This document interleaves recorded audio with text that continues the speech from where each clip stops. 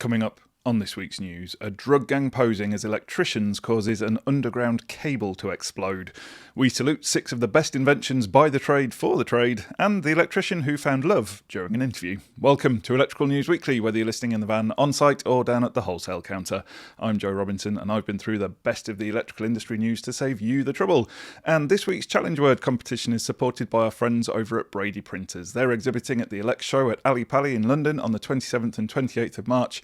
You're running out of time to confirm your slot there, so book your tickets to see the great kit they've got on offer. And if you think you've spotted the 2 words that I've been challenged to slip into this week's show, comment with them below for the chance to win a prize.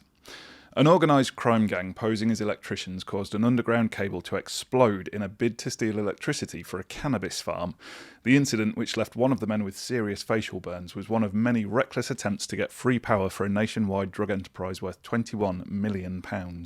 Wearing high-vis jackets, they dug up high-voltage underground cables and, in some cases, closed off roads in a brazen operation to obtain free power. A registered utility firm, complete with branded vans, barriers and signage, was used as a front company. It allowed the men to work in plain sight. In total, they conducted no fewer than 54 digs across the country. The fearless criminals succeeded in connecting lots of buildings to the grid this way, including empty houses, pubs, shops, a nightclub, and, in one case, a disguised department store. The gang then filled them with cannabis plants. The stolen electricity was used to run grow lights and ventilation systems for the illicit plants. At Liverpool Crown Court, Judge David Potter said the men had shown little or no regard to safety.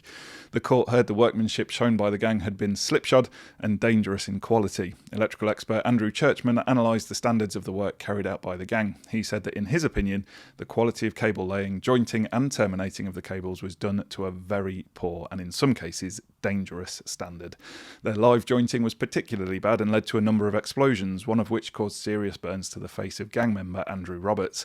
Also involved in the conspiracy was Scottish power engineer Colin White from Wavertree in Liverpool. White stole equipment from the energy company's Liverpool depot to use in the illegal works. Lawyers said the British crew stole the electricity for Albanian gangsters who ran the cannabis farms. Judge Potter passed sentence on a total of 8 men, with terms ranging up to 6 years in prison for the ringleader. Stay Energy Safe, the service run by Crime Stoppers on behalf of the energy sector, says it's seeing more cases like this. It points out that power theft is not a victimless crime. When criminals steal electricity, they create life-threatening risks for everyone around them. Their poor wiring and overloaded circuits can lead to fires, while exposed wiring can lead to electrocution. Stay Energy Safe says electricians are on the front line and can spot signs of energy theft before anyone else. By reporting meter tampering, you can help break gangs involved in human trafficking, the exploitation of vulnerable people coerced into drug farms, and illegal crypto mining. Reporting is free and your anonymity is guaranteed. I'll pop the link to the Stay Energy Safe website in the show notes. Still in the courts, a judge has fined an electrical contracting firm £250,000 after an electrician was killed by a falling switchgear cabinet. Alan Mulhall died when the equipment weighing 760 kilograms fell and struck his head. The incident happened in the plant room of St Patrick's Hospital in Dublin in 2017. Mulhall was working on a project to upgrade a generator. The court was told that he wasn't wearing a hard hat at the time. However, an engineer's report into the fatality concluded that the hat would have offered no protection from his injuries. Judge Martin Nolan said the evidence showed the plan to transport and unload the switchgear was a totally misconceived idea.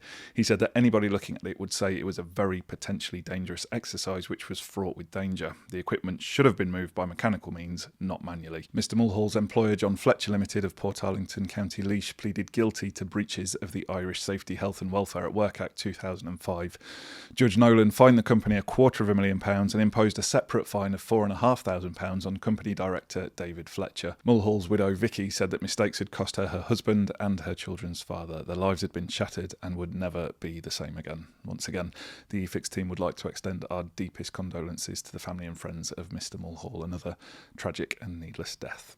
Now, welcome to our Electrical News Weekly feature where we focus on a specific product area. This week, it's all about you. Specifically, inventions and innovations by electricians for electricians. The sort of thing where you think, how did I live without this before? The eFix team has considered and cogitated okay, let's call it what it is, argued, and we've come up with what we reckon are the 6 best innovations created by the trade. They're all designed to solve a real-world problem in the field.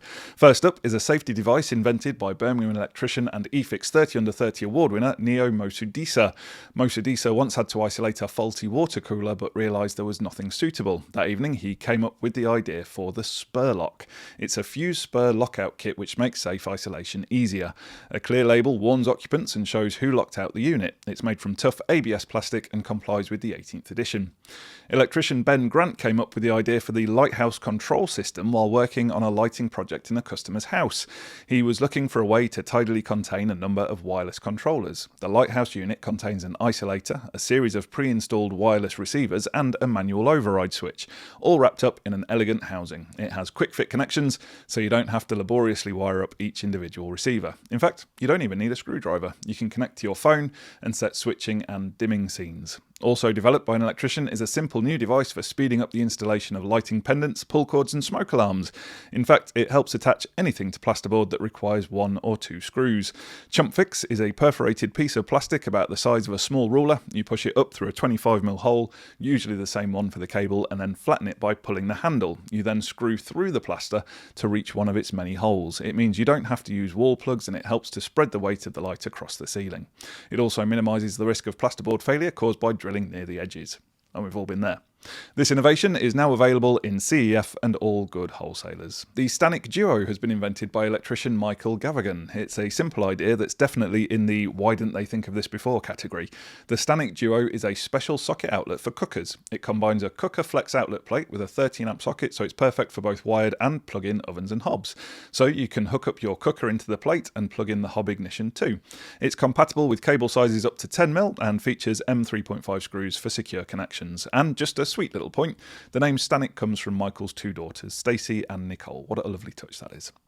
Another invention we love at eFix is the Electrismo time-saving adapters. These make it super easy to screw a faceplate onto a backbox. They deal with the issue of fiddly screws, damaged threads and even pierced wires. The funnel at the top of the adapter guides the screw in. It also protects the screw from inadvertent contact with the internal cables, avoiding earth faults and short circuits. Use the white version if the original thread is intact, and if you've got a box where the original lug is banjaxed, not this week's challenge word by the way, you use the red version, as this contains a threaded brass insert, making it super easy to do the socket up. A much better solution than shoving in a toothpick and trying to get the screw to bite. Last but definitely not least is a device for locating the cables you've installed in a ceiling. The Cable Boss CB01 secures the position of the twin and earth between cable joists. This means they can't be moved by the guys doing the insulation or ceiling or by the plasterers. Using the mobile app you can also record the locations so you'll never lose a cable again. The CB02 and CB03 are designed for commercial installations and are a super quick method of providing fixings for cable runs and conduit. Our final product this week wasn't developed by an electrician, but we had to include it because it's simply awesome and it's certainly going to be loved by them. The Vargo Box Pro is a junction box, if Carlsberg made junction boxes. It's designed to handle multiple conductors, making it great for extending ring final circuits, loop-in, loop-out lighting, and connecting twin and earth to flex. We love it so much, we gave it the ultimate honour of a dedicated video starring the one and only Rick. The link, as always, is in the show notes, where you'll also find links to the videos we've done on some of the other products in this week's product focus. That's our Electrical News weekly roundup of products we think deserve some attention. Next week, we're going green for renewables. The results of our question of the week are in. As part of the free training package on safe isolation that we made in association with Mega, we asked you if a 20-amp double pole switch complying with BSEN 60669-1 could be used as an isolator. The answer is no, it can't. On YouTube, a less than scintillating 21% of you got it right. On LinkedIn, things were a little better, and 37% said no. Alarmingly, over half of respondents on both platforms thought it was okay. It's not. I'd recommend the training to anyone who's feeling rusty. The link, of course, is in the show notes. And before we go, a bit of a budding love story. In February 2025, a Queensland electrician named Mitch participated in an interview conducted by Olivia from the job search app Get Ahead. During the conversation, the interview took an unexpected and delightful turn when Mitch asked Olivia out on a date, to which she enthusiastically agreed. The video of this interaction went viral, amassing over 1.6 million views, with viewers expressing keen interest in the budding romance. Following the interview, Mitch and Olivia enjoyed a successful dinner date and hinted at future outings, capturing the hearts of many who followed their story. Young love. If anyone watching knows Mitch or Olivia, let us know how it goes. Hopefully they're so happy they're doing spontaneous jazz hands. Now, our usual reminder that we're in the market for your stories, your projects and your recommendations, as we'd like to share them with the wider eFix community. Over the next few weeks we'll be featuring renewables and fire safety and security, so send us pictures of your installs or let us know if you've come across any new kit that's making your job easier, or any products that you think deserve a shout out. And just before we get to your favourite bit of the show where I reveal last week's challenge words and winners, we want to thank our premium partners. We couldn't make the news without you. First up, they're the people who've created the Swiss Army knife of solar inverters along with all-weather batteries. Very much the Boy Scouts of the solar industry, it's Sunsync. And speaking of solar, with manufacturing powered by a massive 250 megawatt solar PV array, they're literally the greenest test instrument maker in Europe, both physically and ethically. It's KPS. Now, are you a bit of a control freak? Motor control, that is. If so, with huge stocks and excellent service, check out Crompton Controls. As they said to me in a recent conversation, if we don't have it, then we can build it. With their new award-winning Lumo consumer unit and offering complete product support from their highly trained team, it's CPNQDIS. Don't forget to use the code EFIX30 to claim your 30% discount on top quality light fittings from Philips and EcoLink. Download the LumExpert app today and make your life easier and less expensive. It's the light of our lives, Signify. And the best thing to come out of Yorkshire since stainless steel, the home of EV Ultra and other groundbreaking and quality products, is Doncaster Cables. Click the links in the show notes to find out more about these great brands. If you think you know the words that I've smuggled into this week's show, pop your guess into the comments. We'll take all the correct guesses and select one at random to be the winner of an eFix goodie bag prize. Answers submitted after about lunchtime on the Thursday after release will not be entered into the draw.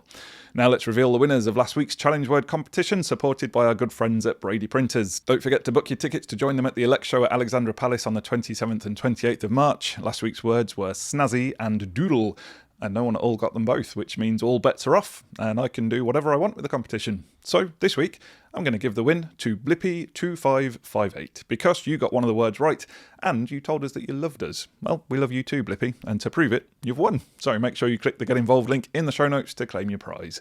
Thanks for listening to this episode of Electrical News Weekly. Make sure you're subscribed to receive the next update. Thanks for listening, and until next time, have a great week. Stay safe out there, and remember, there's no such thing as a torque calibrated arm.